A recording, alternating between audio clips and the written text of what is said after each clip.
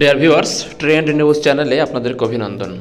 এই মুহূর্তে একটি আপডেট নিয়ে উপস্থিত হলাম। দেখুন, বেসরকারি এমপিওভুক্ত শিক্ষকদের ইএফটির জন্য তথ্য হালনাগাদের সময় বাড়ানো হলো। আমরা সবাই জানি যে আগামীকাল সোমবার অর্থাৎ সোমবার পর্যন্ত ইএফটি তথ্য হালনাগাদের সময় ছিল এবং সেটা বৃদ্ধি করে আরও সময় বাড়ানো হয়েছে। তো এই ভিডিওতে আমি জানাবো যে আরও কয়দিন সময় বাড়ানো হলো, অর্থাৎ শিক্ষা প্রতিষ্ঠানে এমপিওভুক্ত শিক্ষকদের তথ্য হালনাগাদের জন্য সময় বৃদ্ধি করা হয়েছে। তো পুরো ভিডিওটি দেখুন, তাহলে পুরো ভিডিওটি দেখলে আপনারা বুঝতে পারবেন। আর যদি চ্যানেলটি সাবস্ক্রাইব না করে থাকেন তাহলে অবশ্যই চ্যানেলটি সাবস্ক্রাইব করুন এবং বেল বাটন অল করে দিন। একটি লাইক, কমেন্ট এবং শেয়ার করে সকলকে এই খবরটি জানাতে সাহায্য করুন। দেখুন, আমরা সবাই জানি যে এমপিওভুক্ত স্কুল কলেজের ইএফটির কাজ চলছে, কিন্তু এখনও মাদ্রাসা এবং কারিগরি শিক্ষা প্রতিষ্ঠানের ইএফটি কাজ শুরু হয়নি। তো আশা করা যাচ্ছে যে আগামী সপ্তাহের মধ্যে হয়তো মাদ্রাসা এবং কারিগরি শিক্ষা প্রতিষ্ঠানেরও ইএফটির কাজ শুরু হয়ে যাবে।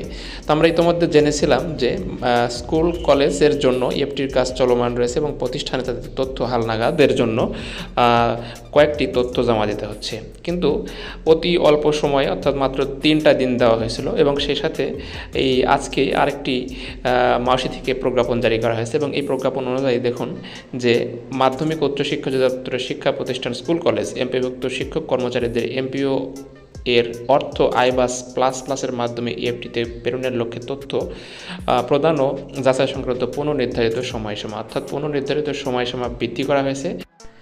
নতুন সময় অনুযায়ী দেখুন যে 28/11/2024 থেকে 5/12/2024 খ্রিস্টাব্দ পর্যন্ত হার্ড কপি জমা দিতে পারবে স্কুলে, এবং উপজেলা শিক্ষা কর্মকর্তা স্কুলের ক্ষেত্রে আঞ্চলিক শিক্ষা পরিচালক কলেজের ক্ষেত্রে তথ্য যাচাই বাছাই করবে হচ্ছে 28/11/2024 সাল থেকে 10/12/2024 তারিখ পর্যন্ত। তো ভিউয়ার্স, 2 দিন সময় বৃদ্ধি করা হয়েছে। বোঝা যাচ্ছে যে আগে সময় ছিল 2 তারিখ পর্যন্ত, এখন সেটা বৃদ্ধি করে 5 তারিখ পর্যন্ত করা হয়েছে। এই 5 তারিখের মধ্যে আপনারা আপনাদের যাবতীয় তথ্য শিক্ষা প্রতিষ্ঠান প্রধানের কাছে হস্তান্তর করতে পারবেন।